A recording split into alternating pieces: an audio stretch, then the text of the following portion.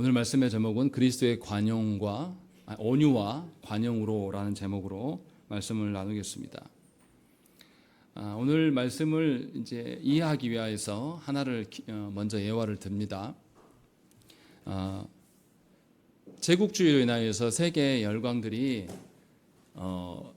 많은 나라들을 식민 지배했습니다. 우리가 아는 선진국이라 하는 나라들은 대부분 다 다른 나라를 식민 지배함으로 그것으로 인하여서 지난 100년 동안 부유함을 누리고 살았어요.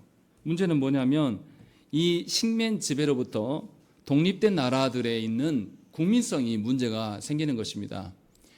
오랫동안 식민 지배를 받게 되면 노예 근성이 생겨나요.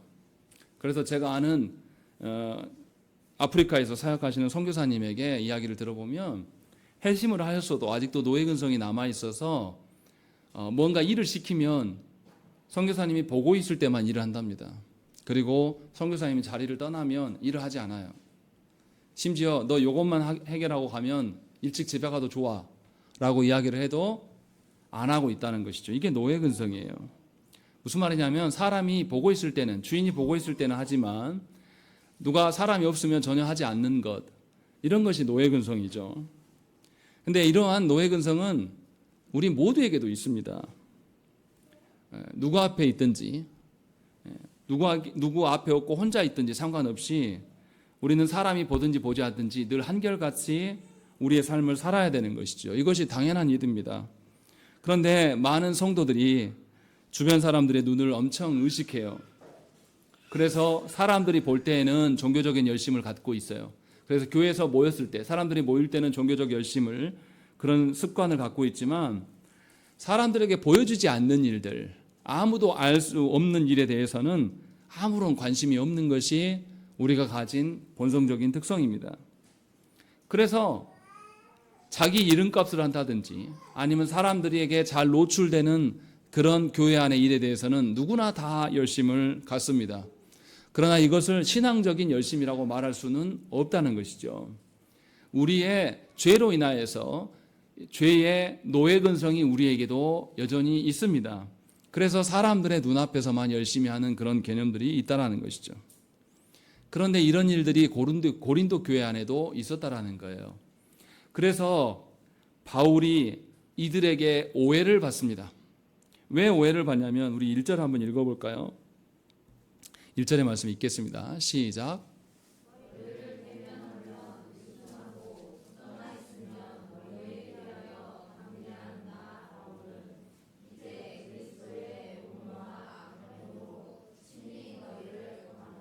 예. 바울이 고린도 교회에게 원하는 것은 무엇이었을까요? 바울은 고린도 교회만이 아니라 고린도 교회를 세우고 또 다른 교회 가서 세우고 복음을 전하고 이렇게 순례하는 여정들을 산 사람이에요. 그러면 자신이 떠나 있을 때도 그 교회가 하나님 앞에서 일관된 한결같은 신앙생활을 갖는 것이 바울이 원하는 것이었을 겁니다. 그래서 바울이 어떻게 행했냐면 1절에 나온 것처럼 어떻게 합니까? 너희를 대면한다는 게 뭐예요? 그들과 함께 있을 때에는 자신이 유순하게 했다라고 이야기를 하고 있어요. 그런데 바울이 떠나면 너희들을 향해서 편지를 써서 보낼 때는 매우 담대하게, 이게 굉장히 표현이 부드럽게 표현한 것뿐이지 강하게 한 거죠. 강하게 이들을 권면했다는 것입니다. 왜냐하면 고린도 성도들이 어떻게 했냐면 바울이 와 있는 동안에는 바울이 있기 때문에 바울의 눈이 있어서 바울 앞에서는 굉장히 순종적으로 잘해요. 그런데 바울이 떠나기만 하면 이제 바울이 안 보인단 말이죠. 그러니까 옛 습성대로 다시 옛날로 돌아가는 거예요. 고린도 교회가 어떤 교회였습니까? 도덕적으로도 완전히 문란한 교회고 파당이 있어가지고 서로 싸우는 그런 교회고 또 교회 안에 성적인 타락이 어느 정도냐면 근친상간의 일들도 교회 안에 일어나는 거예요. 그러니까 다시 옛날 습성으로 돌아가는 거예요. 바울이 떠나기만 하면 고린도 교회 안에서 불순종하는 이들이 계속 드러나는 것이죠. 그래서 편지 내용들이 강할 수밖에 없었다라는 이야기를 하는 거예요. 왜 그러냐면 고린도 성도들이 바울이 보는 앞에서는 바울의 눈치를 살피고 바울이 없어지고 나면 자기 마음대로 자기가 주인인 것처럼 그냥 살아간 것이죠. 이것이 그들이 가진 죄된 본성, 노예 근성이라는 거죠. 이것이 고린도 교회에게 있었어요. 그런데 문제는 뭐냐면 바울이 이렇게 태도가 달라지는 것을 보면서 바울의 반대자들이 바울을 비난하기 시작해요. 바울이 태도를 달리한 이유는 뭐냐면 고린도 성도들이 한결같은 신앙생활을 하기를 원했기 때문에 잘 행할 때는 유순하게 말할 수밖에 없어요. 부드럽게 그들을 대할 수 있는 게 당연한 것이죠. 그런데 그들이 자기 주권대로 자기 마음대로 신앙생활하면서 다시 옛 타락의 모습으로 돌아가면 당연히 훈계할 수밖에 없는 거예요.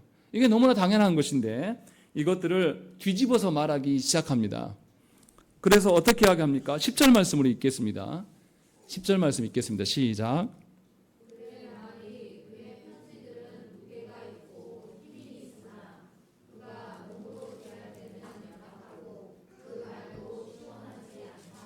예, 바울의 이 양면, 이렇게 양면적으로 태도하는 것은 고린도 교회 성도들이 그러하기 때문에 그런 것인데 이 반대자들이 어떻게 하겠냐면 바울이 편지를 보면 무게감도 있고 참 힘이 있는 것 같아. 그런데 바울이 우리 앞에만 서게 되면 다시 유약해진다. 그러니까 바울은 어떤 사람이냐면 사람들 없을 때는 큰 소리 치면서 허풍을 떨지만 정작 사람들 앞에서 보면 굉장히 연약하고 나약한 존재다. 그래서 바울은 굉장히 사람 눈을 의식하는 인간이다. 이렇게 말하면서 바울이 허망한 자다. 바울이 굉장히 사람 눈을 의식하고 약해 빠진 자다라고 하면서 바울을 공격하고 있는 것이에요. 이렇게 하는 이유는 무엇입니까? 바울이 전한 복음을 부정하려고 하기 위해서 바울을 공격하는 거예요. 이거 우리가 어디서 많이 보지 않았습니까? 정치권에서 불의한 일에 대해서 바르게 수정하라고 이야기하면 정치권들이 어떻게 합니까? 그 고발했던 사람들을 어떻게 해요? 그 사람의 비리나 그 사람의 인격을 공격하기 시작해요. 저거 보니까 지도 삶을 잘 못 살았네. 저놈도 보니까 검찰에 수사를 받네. 그래 나쁜 놈 아니냐 라고 말하면서 개혁자들을 정치권에 발을 못 디디게 만드는 것이 우리나라의 실정이에요. 그러니까 지금 10장의 내용은 딱 우리에게 그대로 적용되는 말씀입니다. 우리는 그렇게 살고 있어요. 국민성이 노예근성에 찌들어 있기 때문에 개혁을 외치는 사람을 보호하지 않습니다. 개혁을 외치는 사람이 그 집안이 완전히 파탄나고 자녀도 완전히 그 인생이 다 거절당해도 어느 국민 하나 우리는 신경 쓰지 않아요. 그 집안이 완전히 멸문지화돼야지 죽고 나서 우리는 생각하는 겁니다. 그래서 고 노무현 대통령도 살아있을 때는 우린 지킬 생각이 없었어요. 죽고 나니까 참 아까운 대통령이야. 그런 허망한 소리를 하고 있는 거죠. 고린도 교회가 딱 그러고 있는 실정입니다. 바울이 복음을 전해도 바울은 고린도 교회 성도들이 일관된 늘 한결같은 신앙생활을 하기를 원하여서 바울이 이렇게 이중적인 태도를 취했는데 오히려 그것을 역으로 인하여서 바울은 유약한 인간이다. 바울은 사람 눈에 의식하는 인간이다. 이렇게 이야기를 하는 거예요. 그래서 2절에 뭐라고 합니까? 또한 우리를 육신에 따라 행하는 자로 여긴다 라고 이야기해요. 그 바울의 반대자들이 바울이 굉장히 육적인 사람이다. 세속에 속한 사람이다. 그래서 멀리 떠나 있을 때는 큰 소리치고 앞에 와서는 아무 말도 못하는 그런 비리비리한 인간이다 라고 말하면서 바울을 몰아세우고 있는 것이에요. 그러니 바울이 얼마나 마음이 답답하겠습니까? 바울은 고린도 교회에게 복음을 전했어요. 그리고 복음 앞에 성도들이 한결같이 살기를 원했다는 거예요. 자기 알아주라고 한 게 아니라 정말로 예수 그리스도를 중심으로 살아가기를 바울은 원하는 것이에요. 그런데 오히려 자신을 공격함으로 인하여서 복음까지도 훼손하려고 하는 그런 태도들이 고린도 교회 안에 있다라는 거예요. 우리 시대의 교회는 어떻습니까? 우리 시대의 성도들도 아주 악독합니다. 그래서 자신들이 듣고 싶은 말씀만을 듣기를 원해요. 성경에서 하신 말씀을 따르려고 하는 것이 아니라 우리가 듣기에 좋은 것만을 찾으려고 하는 것이 그것이 설교다라고까지 아예 정해놓고 있습니다. 그러나 하나님은 이스라엘 백성들에게 언약 백성들에게 언약을 주실 때에 언약의 복과 저주 양쪽을 다 말씀하셨어요. 이스라엘 백성들을 가나안 땅에 이끌고 가실 때에 제일 먼저 이끄신 목적이 어디에 있냐면 그리심산과 에발산으로 이끄셨어요. 그리고 그곳에서 하나님의 언약적 복과 하나님의 언약적 저주를 선언케 하심으로 말미암아서 하나님 앞에서 복된 삶은 하나님께 순종하는 것이고 그렇지 않을 때는 하나님께서 때리심으로 너희들을 돌이키게 하시겠다라는 것들을 분명히 밝혀주신 거예요. 그러니 어떤 영혼을 사랑함에 있어서 그릇 행하는 영혼들에 대해서는 책망하고 채찍질하는 것이 당연한 것입니다. 그런데 우리 시대는 인본주의에 찌들어서 자녀들에게까지도 매질을 하지 말라고 그래요. 자녀들에게 바른 것이 무엇인가를 가르칠 생각이 전혀 없습니다. 학교로 가면 어떻습니까? 아이들끼리 다툼이 일어나면 어른인 선생이, 어른인 학부모들이 모여서 뭐합니까? 법적인 처리를 운운하고 있어요. 기가 막힐 노릇이에요. 법적으로 처리하면 그 영혼이 바뀝니까? 여러분들 뉴스에 나오는 많은 범죄자들이 감옥 갔다 오면 그 사람이 갱신돼가지고 새로운 사람이 돼가지고 이제 죄 안 짓습니까? 감옥 갔다 오면 더 많은 죄를 짓고 죄인들끼리 네트워크를 형성해서 나오는 것이 우리의 현실이에요. 전혀 계도되지 않아요. 그런데 놀랍게도 초등학교 때부터 안타깝게도 이 부모들이 요구사항으로 인하여서 처벌만 운운하는 거예요. 학폭만 운운하는 거죠. 아주 더러운 근성이 우리 가운데 이미 다 내려와 있어요. 자녀들에게 기회를 주면서 의견이 서로 다른 친구들과 함께 일치하는 방법들, 그 기회를 기다려주는 것이 아니라 우리 자녀들에게 법적인 처벌만을 운운하고 있는 것이 어른들의 실상이에요. 영혼을 사랑하지 않는다라는 것이죠. 그 영혼은 어떻게 되든지 말든지 상관없이 법적으로 처리하면 그만이에요. 법적으로 원수 갚으면 되는 거죠. 이런 식으로 놓여 있는 겁니다. 바울이 이때 어떻게 해야 되겠습니까? 바울이 얼마나 속이 타겠습니까? 바울이 전한 자신을 공격함으로 인해서 복음까지도 훼손하고 있는 현실 속에서 바울은 자기 자신을 변호하지 않아요. 바울은 자기 자신은 어떻게 되든 괜찮아요. 그래서 바울이 어떻게 합니까? 자기 자신에 대한 공격에 대해서 하나하나 반박하지 않습니다. 바울은 바로 무슨 이야기 합니까? 1절 말씀 보세요. 나 바울은 이제 그리스도의 온유와 관용으로 친히 너희를 권한다 라고 되어 있습니다. 나 몰라도 된다. 나 알아주지 않아도 되고 너희 안에 예수 그리스도의 온유와 관용이 있기를 원한다라고 이야기를 하고 있는 거예요. 이 말의 의미는 뭡니까?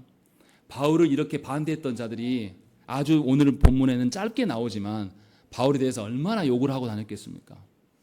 저도 부목사 때 사역을 해보면 저 싫어하는 사람이 욕하는 것이 내 소문에 들려보면 소문은 일부고요. 상상을 초월할 만큼 많더라고요. 목회 현실이 그래요. 그래서 바른 것을 제시하면 안 듣습니다. 그리고 저에 대한 공격을 시작해요. 복음은 듣고 저를 미워해도 되는데 그렇게 하지 않더라는 거죠. 바울에게 얼마나 많은 공격이 있었겠습니까? 바울을 조롱하고 멸시하고 우습게 여기고 실제로 바울이 어떤 사람이었습니까? 육신이 빼빼 마르고 육신이 굉장히 연약한 사람이었어요. 그런 사람이었기에 얼마나 사람들이 조롱했겠습니까? 그런데 바울은 자신보다 더 고난당하신 분, 그리스도께서 고난당하시고 멸시당함은 자기하고 비교할 수가 없는 거예요. 그래서 바울은 자기 자신을 드러내지 않고 그리스도를 내세웁니다. 자기 자신을 철저하게 감추시고 그리스도께서 받으신 학대와 조롱, 멸시. 바울 자신은 죄인이에요. 자기를 조롱하는 사람도 똑같은 사람이고 자신과 똑같은 죄인이기 때문에 자신이 조롱당하는 것은 그렇게 수치스러운 일이 아닐 수 있어요. 똑같은 존재이기 때문에. 그러나 예수님은 누구십니까? 하나님이십니다. 하나님이신 그분이 우리를 위하여서 이 땅에 오셨는데 교만한 우리들이 그 예수님을 향하여서 멸시하고 조롱했어요. 그 수치 당하심이 우리 사람이 받는 수치와 비교가 되겠습니까? 그럴 수 없다라는 거죠. 그래서 바울은 구더기가 같은 죄인들에게 고난받으신 예수 그리스도를 내미시면서 예수 그리스도의 어떠함이 너에게 있기를 소망한다라고 지금 말하고 있는 겁니다. 주님이 우리에게 보이신 그 온유와 긍휼이 어떠한 것입니까? 주님이 이 땅에 오시자마자 우리들에게 심판을 가하시고 악인들을 다 처벌하시고 그렇게 하시지 않으셨어요. 주님은 이 땅에 오셔서 누구를 찾으셨습니까? 죄인들을 찾으셨어요. 그리고 그 죄인들에게 심판하시는 것이 아니라 그들에게 긍휼을 베푸시고 회개를 촉구하셨어요. 여전히 죄 가운데 있지만, 여전히 스스로 돌이킬 줄 모르는 그 교만함 속에 있지만 그들에게 그들의 죄가 무엇이며 그 죄로부터 돌이킬 수 있는 그 기회를 제공함으로 그리스도께서는 긍휼을 베푸신 거예요. 그래서 바울 자신도 예수 그리스도의 그 온유함과 관용함으로 인하여서 변화된 자예요. 그러니까 그리스도의 그 온유함과 관용으로 인하여서 바뀐 증거물이 본인이에요. 그래서 바울은 자기 자신이 아니라 그리스도를 대고 있는 거예요. 자기 자신을 변호하는 것이 아니라 나를 만나서 너희가 변화되는 것이 아니라 너희가 그리스도로 만나면 복음을 대적하는 일들이 사라질 것이다 라고 전제하면서 지금 그 이야기를 하고 있는 거예요. 그러니까 얼마나 귀한 것입니까? 주님이 어떻게 하셨습니까? 주님이 사마리아 우물가에서 만난 여인에게 어떻게 하십니까? 그 여인이 어떤 여인이었어요? 남편이 5이나 있는 여인이었습니다. 그런데 예수님이 남편이 5이었던 그 여인에 대해서 네 남편에 대해서 회개해라 이렇게 하지 않으셨어요. 그 여인에게 정말로 생명이 되는 것이 무엇인지를 알려주세요. 그가 바로 나다. 메시아이신 예수 그리스도다 라고 알려주시면서 참된 예배가 무엇인지를 가르쳐 주셨습니다. 그 여인을 정죄하고 너는 남편이 5이나 있기 때문에 너는 악한 여자, 음녀다라고 하면서 정죄하신 것이 아니라 그에게 진정한 구원이 바로 예수 그리스도로 말미암아 믿음으로 인한 것이며 구원받은 자가 예배할 것은 이것이다 라는 것을 분명하게 알려준 겁니다. 그리고 또 예수님이 어떻게 하셨습니까?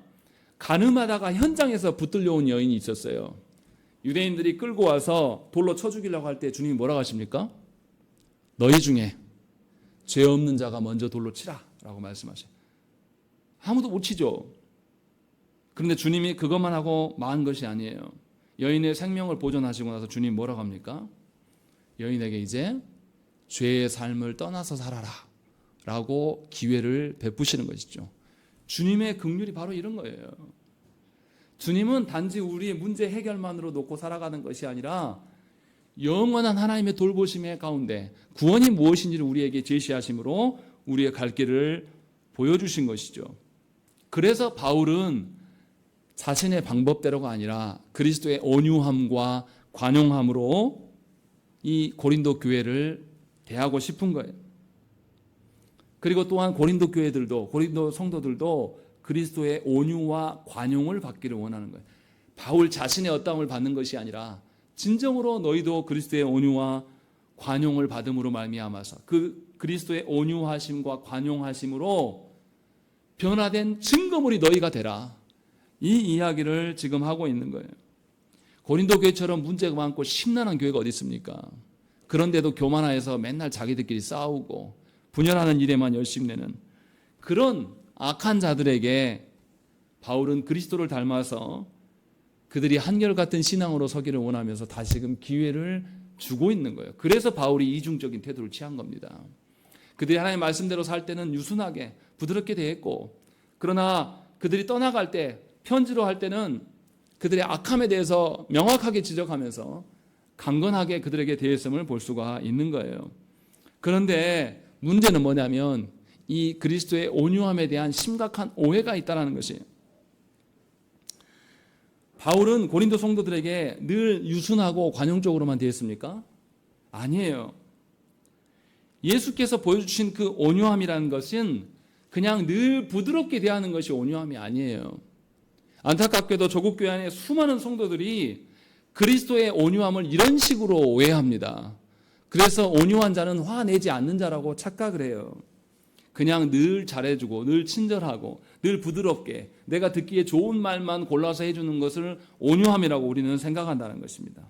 그러나 바울은 분명하게 온유함은 그런 것이 아니라고 말하고 있어요. 예수님이 공생애를 시작하시면서 예루살렘 성에 입성하셔서 성전에 가서 뭐 하십니까? 성전 앞 뜰마당에 누가 있었습니까? 장사꾼들이 차고 넘쳤어요. 그래서 예수님이 어떻게 하십니까? 그냥 야 나가세요. 여기 장사할 거 아닌데 이렇게 하셨습니까? 주님이 채찍을 들어서 그들을 후드려 패면서 욕하셨어요. 독사의 새끼들아. 이곳은 물건을 파는 곳이 아니다. 하나님께 예배하는 곳이다. 라고 하면서 주님이 강하게 책망하셨어요. 그리고 그들에게 심판을 선언하셨다는 것입니다.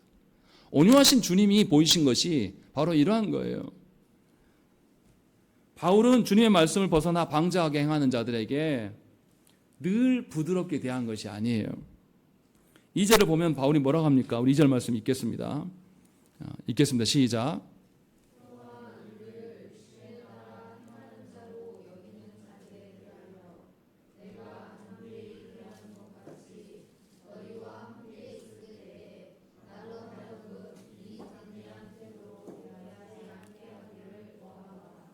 바울이 뭐라고 하시냐면 우리를 육신에 따라 행하는 자로 여기는 자들, 이거는 바울을 반대하는 자들이고 복음을 반대하는 음해하는 세력들이에요. 그들에 대해서 내가 어떻게 행한다고요?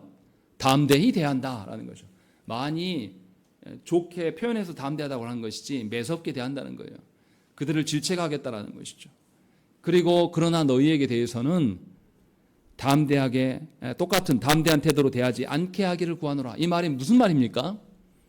너희가 말씀 안에서 살아가면 바울이 그들을 향하여서 강하게 심판을 선언할 필요가 있습니까? 없습니까? 없다라는 거예요. 다시 말하면 뭐예요? 지금 권면하는 거예요. 복음을 반대하는 반대자들에게 나는 심판을 선언할 수밖에 없다.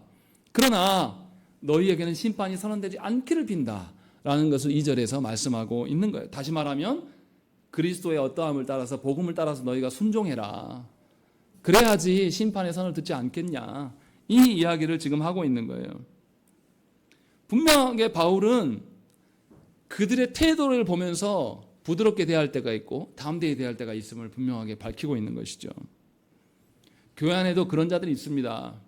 하나님이 말씀하시는 복음 앞에서 사는 것이 아니라 자신의 종교적인 욕망에 따라서 처신하는 자들이 있어요. 자신의 욕망을 따라가는 사람은 누가 주인입니까? 자기 자신이 주인이에요. 하나님보다 자기가 더 주인이에요. 그래서 자기중심적이고 이기적인 삶을 살아갑니다. 아무리 하나님께서 은혜를 베푸셔도 그 은혜가 내 것이 아니면 안 돼요. 교회 안에서 어떤 집에 경제적인 문제가 해결되었다. 어떤 집에 건강이 회복되었다. 다 필요 없어요. 내 일이 아니거든요. 오히려 다른 집이 잘 됐다는 이야기하면 배가 아파요. 위축돼요. 이렇게 살아가는 것은 종교적인 욕망에 찌들어 있는 자예요. 그래서 자기에게만 혜택이 있어야 돼요. 또 자기에게 혜택이 벌어지면 무슨 일이 일어납니까? 얼마나 떠벌리고 다니는지 모릅니다. 연약한 중에 고난 중에 있는 자들을 돌아볼 줄 모르고 자기밖에 모르기 때문에 자기만 기분 좋으면 다 끝인 것이죠. 이렇게 살아가는 자들이 교회 안에 있어요. 그런데 이들을 그냥 놔둘 수가 없는 겁니다. 자기 욕망에 따라서 그 목적을 이루기 위해서 그 사람은 자기의 손으로만 열심히 하는 것이 아니라 다른 사람들을 속이고 헐뜯고 다른 사람들을 이용하려고 드는 것이죠. 바울은 이러한 자들에게 강경한 자세를 취할 것이다 라는 것을 분명하게 밝히고 있는 것이에요. 그러니 하나님께서 우리에게 복을 주실 때도 있으나 우리에게 하나님 심판을 선언하심으로 우리를 돌이키게 하시는 그 다스림도 있다라는 거예요. 바울은 그것에 근거하여서 고린도 성도들에게 유순하게 대할 때도 있었지만 그들을 책망함으로 인하여서 하나님께 회개하기를 원하는 때도 있었다라는 것입니다. 다시 말하면 우리가 하나님 앞에서 일관된 한결같은 신앙생활을 할 수 있는 것은 하나님께서 우리를 이렇게 언약의 복과 저주로 양쪽으로 다 다스리기 때문에 우리가 살아갈 수가 있는 거예요. 그리고 그것에 익숙해진 자는 사람의 눈을 의식하는 것이 아니라 언제나 하나님 앞에 살아갈 수가 있게 되는 것이죠. 그래서 교회와 직분자들은 하나님을 경외하며 겸손하게 신앙생활하는 자에게 대해서는 부드럽고 따뜻하게 대해야 돼요.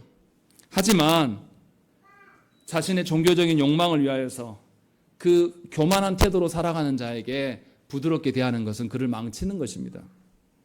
오히려 그들에게 강경하게 하나님의 심판을 이야기할 줄 알아야 돼요. 하나님의 말씀으로 인하여서 저들을 강하게 책망해야 됩니다. 그래서 저들로 하여금 회개할 수 있는 그 일들을 교회가 시행을 해야 되는 겁니다. 특별히 이 일들이 공적인 영역에서 교회가 시행해야 돼요. 언제 이것이 이루어집니까? 공예배 시간에 선포되는 지금 이 말씀이 여러분의 듣기에 좋은 말씀이 된다면 여러분들은 불행한 거예요. 큰 위기 가운데 있는 겁니다. 하나님 보시기에 합당한 말씀, 하나님 보시기에 공의로운, 정의로운 말씀이 선포되고 그것들이 여러분들의 마음의 심령을 찔러야 돼요. 그것이 교회됨에 우리가 한결같이 사람의 눈치를 보는 것이 아니라 하나님 앞에 늘 한결같은 신앙생활을 할 수 있는 근거가 되는 것입니다. 그래서 교회는 바른 말씀 선포하는 일에 열심을 내야 돼요. 목회자도 설교자도 말씀에 대해서 사람의 눈치를 보지 않고 바른 말씀을 전할 수 있는 구조로 만들어야 되겠으나 성도들 역시도 그 말씀이 나를 찌르고 나를 아프게 할지라도 순종함으로 말미암아서 진정으로 이 교회가 하나님의 공적인 다스림, 공의로운 다스림 가운데 설 수 있도록, 또한 우리의 삶이 하나님 보시기에 합당한 삶을 살아갈 수 있도록 교회의 말씀이 선포되기에 힘써야 된다는 것입니다. 바울이 담대하게 전할 수 있었다는 것은 하나님을 신뢰하기 때문이에요. 고린도 교회 성도들이 정말 그러했기 때문에 그런 것은 아니에요. 왜냐하면 반대자들이 있었고, 반대자들이 바울이 굉장히 유약한 사람이고 세상적인 사람이야, 그러니 사람 앞에 서면 굉장히 나약해지잖아 라고 하면서 비난할 때 동조했어요, 고린도 교회에. 그래서 바울이 이것을 쓰고 있는 겁니다. 얼마나 가슴 아픈 현실입니까? 분명하게 우리가 잘 알아들어야 돼요. 이것이 조국교회 안에서 통용되지 않고 있는 겁니다. 조국교회 안에서 설교 잘한다고 하는 유명한 목사들의 설교를 들어보면 기가 막혀요. 사람을 웃겨주고 울려주고 이런 것이 설교라고 말해요. 그건 설교가 아니에요. 하나님의 다스림을 존중하는 그것이 설교입니다. 하나님 분명하게 우리에게 언약의 복과 저주를 함께 주십니다. 그러니 저와 여러분들이 분명하게 하나님의 말씀 앞에서, 그 어미로우신 말씀 앞에서 회개를 찾아야 돼요. 나 스스로 보면서 내가 이 말하면 괜찮아, 나 참 괜찮아 라고 생각할 것이 아니라, 또 교회 안의 직분자를 보면서 직분자에게서 드러난 그리스도의 온유와 관용을 봐야지 그 사람의 어떠함을 보지 말라라는 거예요. 분명히 그리스도께서는 우리에게 온유하게 대하셨어요. 그런데 그 온유함에는 하나님의 말씀에 대해서 복도 있지만 하나님의 말씀에 대해서 심판 선언도 함께 있는 것을 기억하셔야 된다는 것입니다. 바울은 그 말만 하고 있지 않아요. 이제 3절부터 6절까지 무슨 이야기합니까? 3절에 보시면 우리가 육신으로 행하나 육신에 따라 싸우지 아니하노니, 싸움을 이야기하기 시작합니다. 4절 말씀 우리 4절 5절 함께 읽겠습니다. 시작.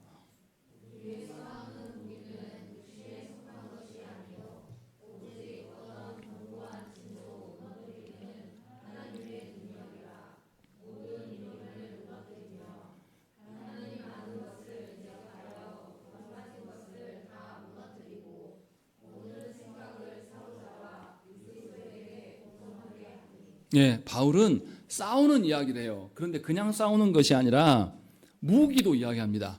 무기를 이야기하고 상대방을 쓰러뜨린다, 무너뜨린다를 계속 반복하고 있습니다. 이게 뭐 말하는 겁니까? 그냥 일상을 살아가는데 어떤 사람하고 나하고 다툼이 있어, 이 분쟁을 말하는 겁니까? 사람끼리 분쟁이 있을 때 무기 들고 그 사람을 쓰러뜨릴 때까지 합니까? 이건 어떤 상황이죠? 전쟁의 상황이에요.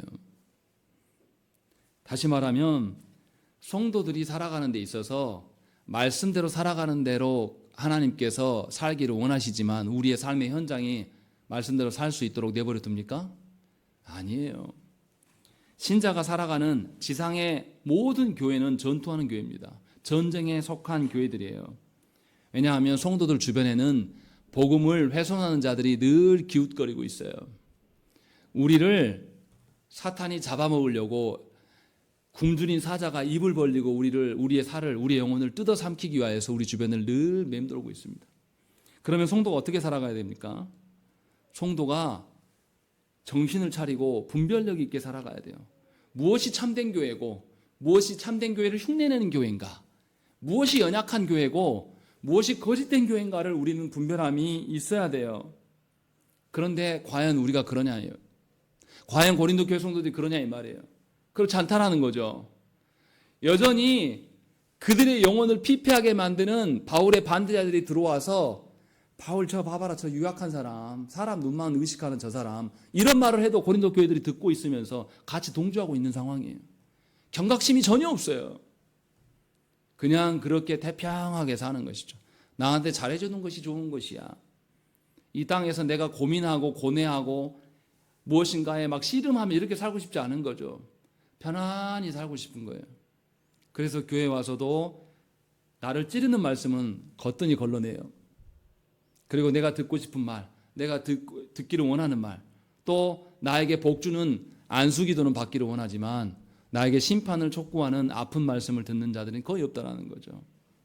그렇게 살아가는 자는 반드시 사탄의 먹잇감이 됩니다.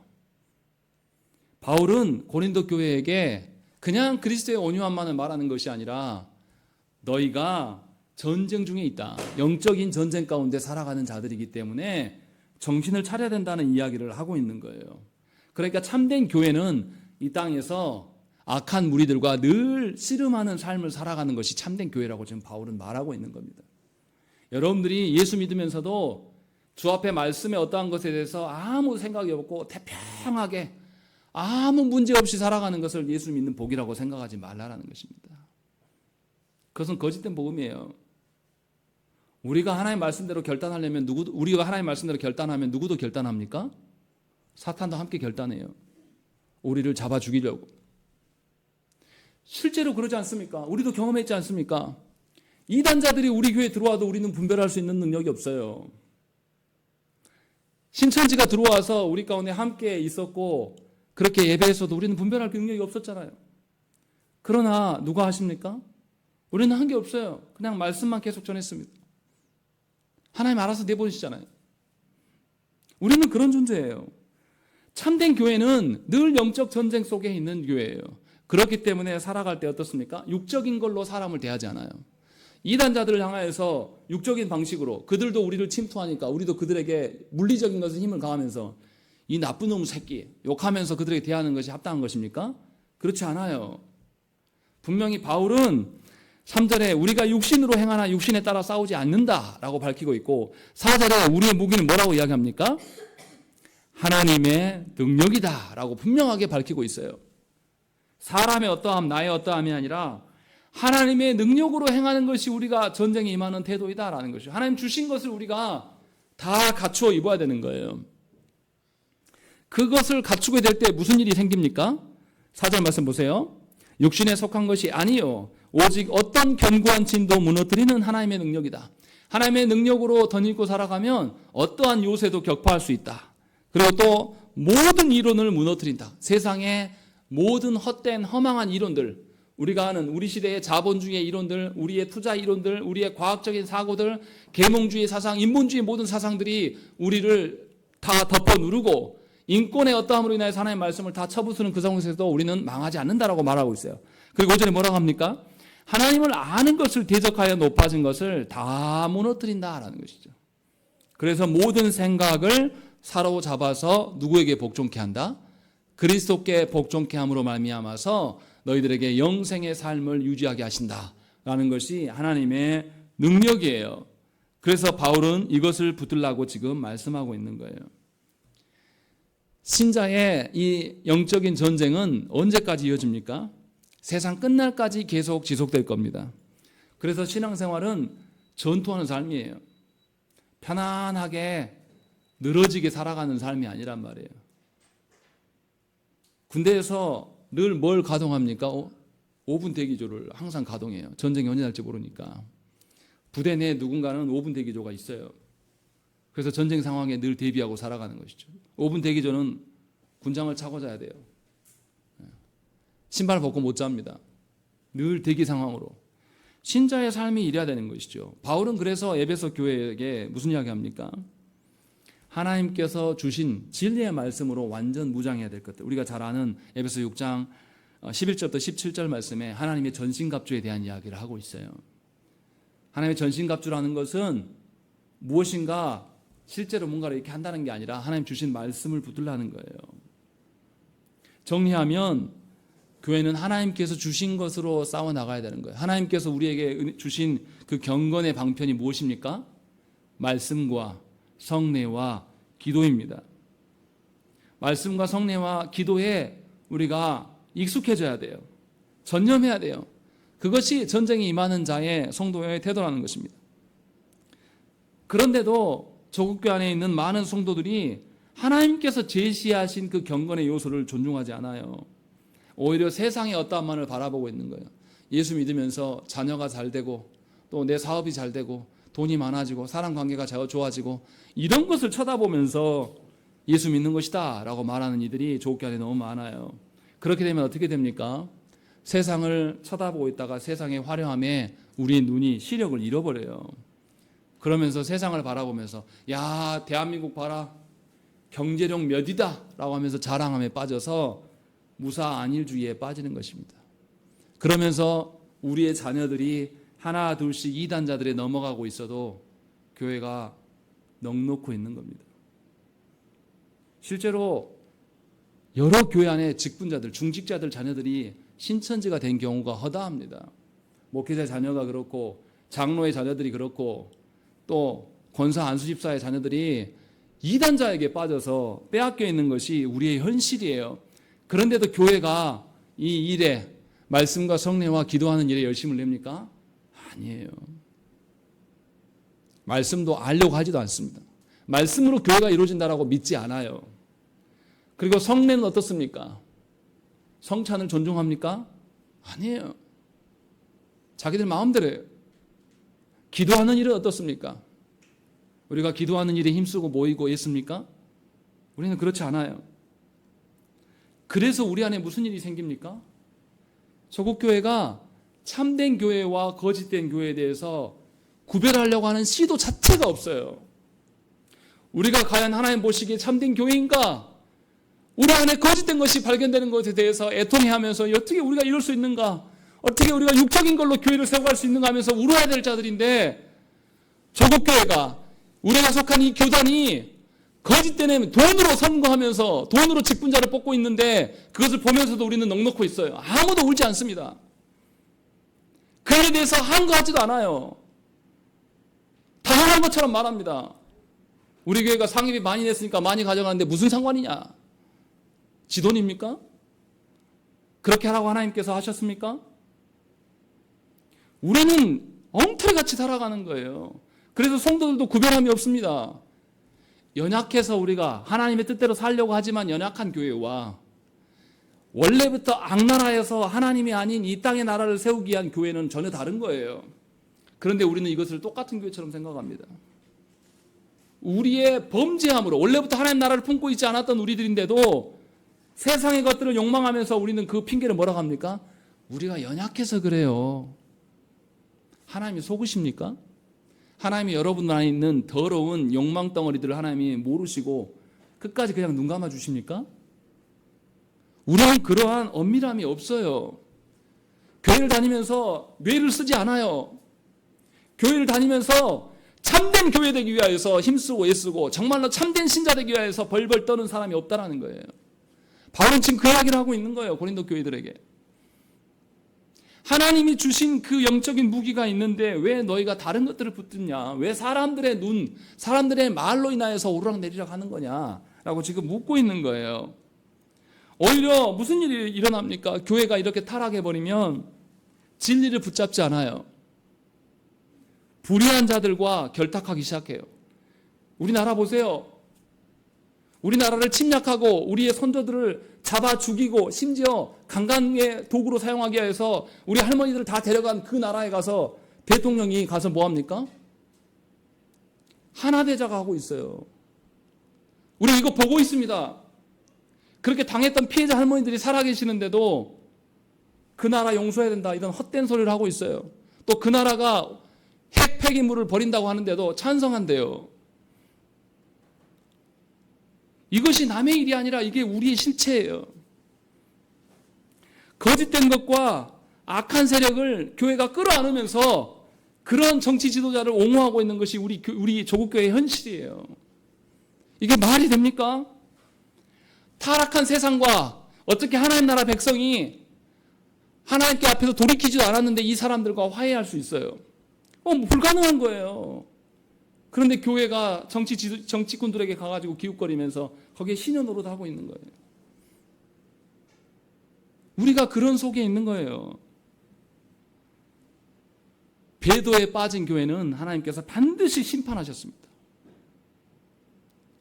하나님께서 그런 자들을 반드시 멸망케 하셨어요. 하나님께서는 당신이 택한 이스라엘 백성들이 배도할 때에 계속 돌이키라고 말씀하셨어요. 돌이키지 않았을 때 하나님 어떻게 하십니까? 그의 자녀들을 이방인들에게 다 넘기셨어요. 그 이방인들이 와서 어떻게 합니까? 그의 아내들을 다 잡아가고 그들이 보는 앞에서 그의 자녀들을 성벽에 집어 던졌어요. 그것을 다 목도시켰어요, 하나님께서. 그래서 포로지로 끌고 가셔서 회개케 하셨단 말이에요. 그래서 회개한 자들만 다시 예루살렘으로 돌아왔어요.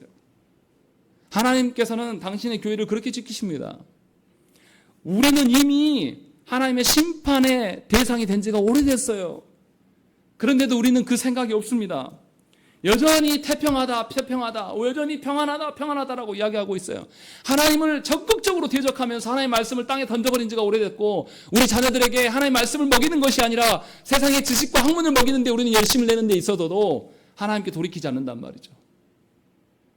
전혀 반응하지 않아요. 오히려 심판을 선언하는 설교자를 우리는 미워합니다. 바울이 당하고 있는 현실처럼. 바울은 분명하게 하나님의 말씀에 온전히 순종하도록 지금 요구하고 있습니다. 교회와 성도들을 지키는 것은 하나님의 말씀이에요. 절대로 여러분들의 어떠함이 있지 않아요.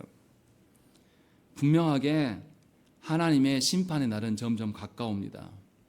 하나님께서 주신 그 심판의 날 때까지 우리가 힘써야 될 것은 사도들이 기록하여 준 성경이에요. 그것을 근거해서 그 진리의 말씀에 복종하지 않는 자들은 반드시 하나님께 심판을 받게 되어 있습니다. 지금 이 시간에 이곳에 우리가 함께 앉아있다고 해서 모두 구원받은 자들이 아니에요. 하나님의 말씀을 존중함으로 그 말씀대로 내가 내 인생의 질서로 삼고 살아가는 자만이 구원이 있는 거예요. 그래서 예수님께 제자들 와서 뭐라고 합니까? 주여, 당신의 어머니가 밖에 있습니다 라고 했을 때 예수님 뭐라고 하십니까? 누가 내 어머니냐? 하나님의 말씀을, 성부의 말씀을 지켜 행하는 자만이 내 식구라고 말씀하셨어요. 분명하게 우리가 알아들어야 돼요. 그렇지 않고 우리 생각에 어떠함으로 나 주일날 예배 한번 드렸어. 우리 자녀 옛날에 예배 드렸으니까 구원 받지. 지금은 아니지만. 이런 아니라면서 벗어나셔야 한다는 것입니다. 분명히 바울은 그 이야기를 하고 있는 거예요. 그래서 7절과 8절에 뭐라고 합니까? 7절 8절 읽겠습니다. 시작.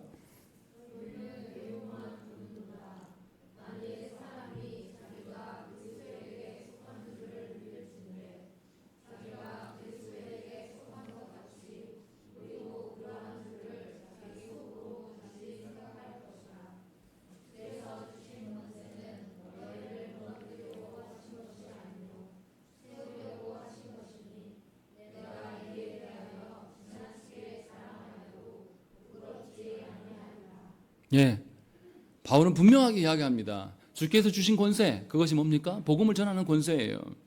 하나님의 말씀을 세우는 권세예요. 그런데 이것에 대해서 지나치게 자랑하여도 부끄러울 것이 없다.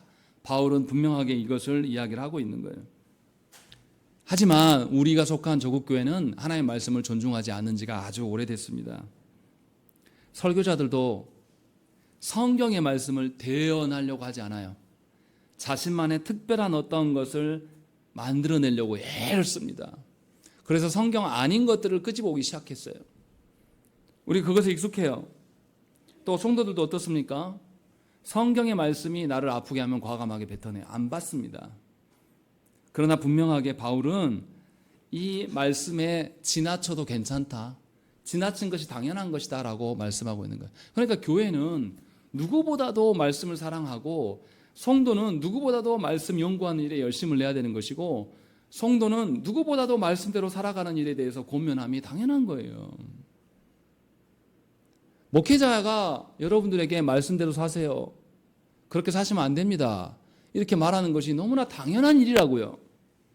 어쩌다가 한 번씩 1년에 한두 번씩 말하는 것이 그것이 목회자 일이 아니라고요. 우리가 정말로 그렇게 말씀에 능숙한 교회였고 우리가 누가 말하지 않아도 스스로 말씀을 지키는 그런 교회입니까? 아니라는 거예요. 우리가 보고 듣고 경험한 교회는 완전히 타락하여서 하나님 말씀을 무시하였고, 하나님이 주신 말씀만 무시한 게 아니라 성례도 우습게 여기는 교회였으며, 기도도 자기 욕망을 따라서 기도했던 그런 교회에서 살았다고 한 거예요. 그러니 우리가 보고 들은 교회를 말하면 곤란하단 말이에요. 하나님이 말씀하신 교회로 우리가 전환돼야 돼요. 여러분들이 속한 가정도 마찬가지예요. 여러분 보기에 우리 자녀들이 아프지 않고 잘 크고 적당하게 학교에서도 공부를 해주니까 아무런 문제 없는 그런 가정이 아니란 말이에요. 하나님의 말씀이 통용되지 않고 우리 자녀에게 주의 말씀을 먹이지 못하고 있으면 이상한 가정인 겁니다. 이것을 알아들어야 돼요. 그래서 말씀을 강조하는 것이, 지나치는 것이 하나도 이상할 것이 없다. 왜냐하면 영적 전쟁을 살아가는 자에게 하나님의 말씀이라는 무기를 장착해 주는 것이 너무나 당연한 것이기 때문이다 라고 바울은 지금 그 이야기를 하고 있는 거예요. 그리고 바울이 9절부터 11절에 무슨 이야기합니까? 일관된 신앙생활을 살아야 된다라고 말해요. 우리 11절 말씀 우리 읽겠습니다. 시작.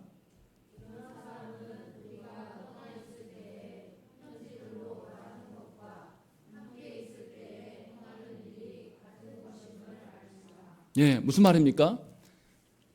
바울의 반대자들이 바울이 떠나 있을 때랑 사람들 앞에 있을 때랑 달라진다. 그래서 거짓되다라고 말했는데 나는 바울 자신은 떠나 있을 때 강하게 말했던 것, 또 왔을 때 부드럽게 말한 것이 다 한 목적이라고 말하는 거예요. 같은 것이다라고 말하는 거예요. 무슨 목적입니까? 고린도 성도들이 복음 앞에 한결같기를, 사람들의 눈치를 보는 것이 아니라 진정으로 한결된 늘 같은 신앙생 살아가기를 소망하면서 지금 말하고 있는 것이에요. 그렇기 때문에 바울의 목적이, 바울의 태도가 달라진 것은 이상한 것이 아닙니다. 우리 모두는 구원을 받았어요. 그런데 성도가 되었음에도 불구하고 우리 안에 뭐가 있습니까? 죄성이 남아 있습니다. 그래서 우리는 여전히 죄에 대해서 노예 근성을 가지고 있어요. 아직 이 노예 근성을 벗어내지 못했습니다. 그래서 우리는 늘 은혜 가운데 거하지 못합니다. 죄의 유혹 앞에 우리는 굉장히 약하고 하나님의 어미로운 말씀, 엄격한 말씀 앞에서 우리는 굉장히 힘들어하는 자들이, 왜냐하면 죄가 있기 때문에. 그러나 하나님은 우리가 어떤 죄를 지었을지라도 우리를 받아주시겠다라고 이미 약속하셨어요. 우리가 어떤 죄 가운데 있을지라도 우리의 노예 근성을 누가 거둬가신다고요? 주께서 거두실 것이다. 그러니 언약 안에 들어라. 언약 안에 말씀 안에 들어오는 것이 참다운 자유다라는 것을 우리에게 알려주었어요. 그러니 우리가 일관되게 한결같은 신앙생활을 살아가는 것은 주께 속하는 것입니다. 하나님께 있는 거예요. 다윗이 골리앗을 나아갈 때 어떻게 나갑니까? 사울이 다윗이 골리앗을 쳐부수러 나가겠다고 하니까 사울이 뭘 줍니까? 자신의 갑옷과 무기를 줘요. 다윗이 어떻게 하죠? 이거 나는 하나님의 이름으로 나갑니다. 이거 필요 없어요. 던져놓고 나가요. 그리고 다윗이 골리앗에게 나갈 때 골리앗이 뭐라고 합니까? 네가 막대기를 들고 나오냐? 내가 무슨 개인 줄 아냐? 내가 그렇게 연약하고 허망한 멍멍이 정도인 줄 아냐? 하면서 골리앗이 비웃어요. 그때 다윗이 뭐라고 합니까? 내가 곰의 발톱, 사자의 이빨 가운데서도 누가 나를 지키셨다. 하나님께서 지키셨다. 지금 골리앗 너를 향할 때도 누가 행하실 것이다. 하나님이 행하실 것이다 라는 것을 믿고 내가 나아간다는 거예요. 다윗이 태도가 한결같아요. 양측이 있을 때의 다윗과 전쟁터에 있을 때의 다윗이 동일해요. 사울에게 쫓김으로 죽음의 위기에 몰렸을 때의 다윗과 쫓겨나서 아둘람 공동체로 이루면서 연약한 자들과 함께 살아갈 때의 다윗이 동일하게 살았다는 거예요. 그래서 하나님께서 다윗을 높이 사용하신 거예요. 그래서 하나님께서 다윗을 얼마나 기뻐하셨는지 모른다는 것이죠. 분명히 저와 여러분들이 하나님 앞에 서야 돼요. 하나님 앞에 한결같기를 소망해야 돼요. 우리 자녀가 갑자기 아파서 응급실에 실려갈 때도 우리가 하나님을 불러야 돼요. 우리가 평안하고 좋을 때도 우리 자녀들이 소망하는 것이 하나님이 원하시는 사람 되기를 소망함으로 우리가 그것을 가르쳐야 돼요. 또 내가 함께 살아가는 배우자를 바라보면서 내가 기대하는 배우자가 아니라 하나님이 말씀하시는 배우자가 되기를 위하여서 한결같은 그런 삶을 우리가 살아가야 한다는 것이죠. 그것이 영적 전쟁 가운데 살아남을 수 있는 유일한 길이에요. 여러분들은 이미 사탄의 이 맴도는, 여러분들 주위에 사탄이 배회하면서 여러분들을 잡아삼키려고 웅크리고 있어요. 그 중에 우리는 놓여 있는 것입니다. 그러나 오늘도 삼위 하나님은 그리스도의 온유와 관용으로 우리를 지키시고 계십니다. 결코 사탄이 우리를 엄습하지 못해요. 그러니 우리가 깨어서 우리의 강력한 무기인 하나님의 말씀과 성례와 기도하는 일에 열심을 내셔야 한다는 것입니다. 그것이 우리의 사명이고, 우리의 사명을 강조하는 것이, 우리의 사명을 지나치게 강조하는 것이 당연한 일임을 우리 모두가 인정하여서 하나님이 원하시는 교회, 성도 되시기를 간절히 축원합니다. 함께 기도하겠습니다.